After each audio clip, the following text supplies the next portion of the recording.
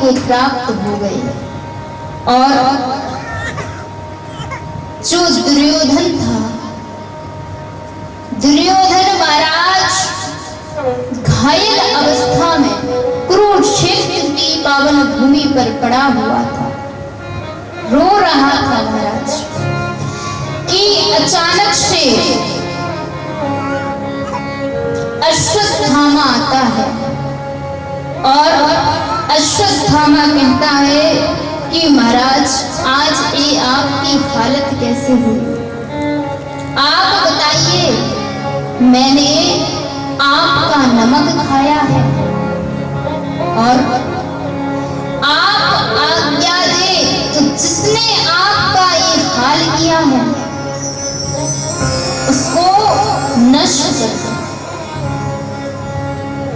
तो आज दुर्योधन कहता है कि हम 100 थे और पांडव 5 थे, हम 100 थे लेकिन एक ना बचे, वो 5 थे और अब भी 5 थे। अश्वत्थामा ने कहा कि आप चिंता ना करिए महाराज, मैं अभी जाता हूँ और 5 पांडवों के सिर काट करके आपके समक्ष लाता हूँ। और अश्वत्थामा रातों रात गया और जाकर के जो पांडव थे, तो महाराज पांडवों का जो शिविर था, आज उस शिविर में पांडव नहीं अपितु पांडव पुत्र थे और जाकर के उन पांडव पुत्र के सिर काट दिए और एक पोटली में लेकर के जब दुर्योधन के समक्ष आया, दुर्योधन ने जब स्पर्श किया तो समझ गए कि ये पांडव नहीं अपितु पांडव पुत्र हैं। बड़ी ग्लानि हुई कि इस अश्वत्थामा ने तो हमारे वंश में जल देने वाला भी नहीं छोड़ा और इसी ग्लानि के कारण आज दुर्योधन की मौत हुई। और इधर महाराज प्रातःकाल जब द्रौपदी ने अपने मृत पुत्रों को देखा तो आज द्रौपदी चीख पड़ी और महाराज आज रोने लगी, रो रही है कि आज एक नहीं, 2 नहीं, 5 के 5 पुत्र किसी ने मार दिए।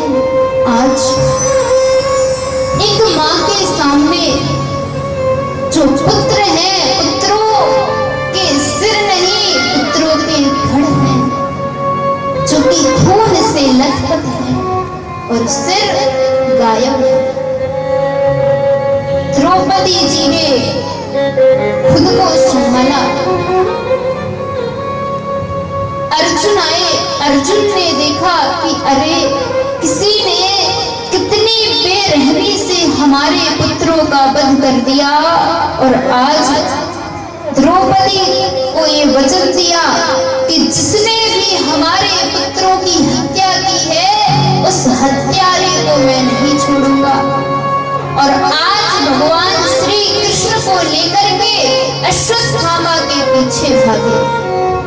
अश्वत्थामा भी समझ गया कि अब मैं बचने वाला नहीं, तो अश्वत्थामा भाग रहा है और पीछे पीछे अर्जुन जी हैं। अब महाराज अश्वत्थामा ने सोचा कि अब क्या करूं, तो महाराज ब्रह्मास्त्र चलाया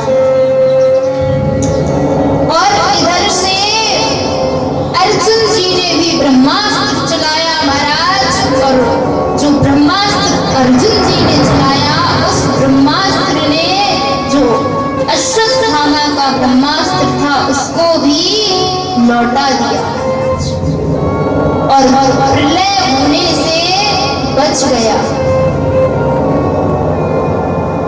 अब तो अश्वत्थामा को बंदी बनाया और बंदी बना करके द्रौपदी समक्ष ले गए। द्रौपदी के समक्ष आज जब द्रौपदी ने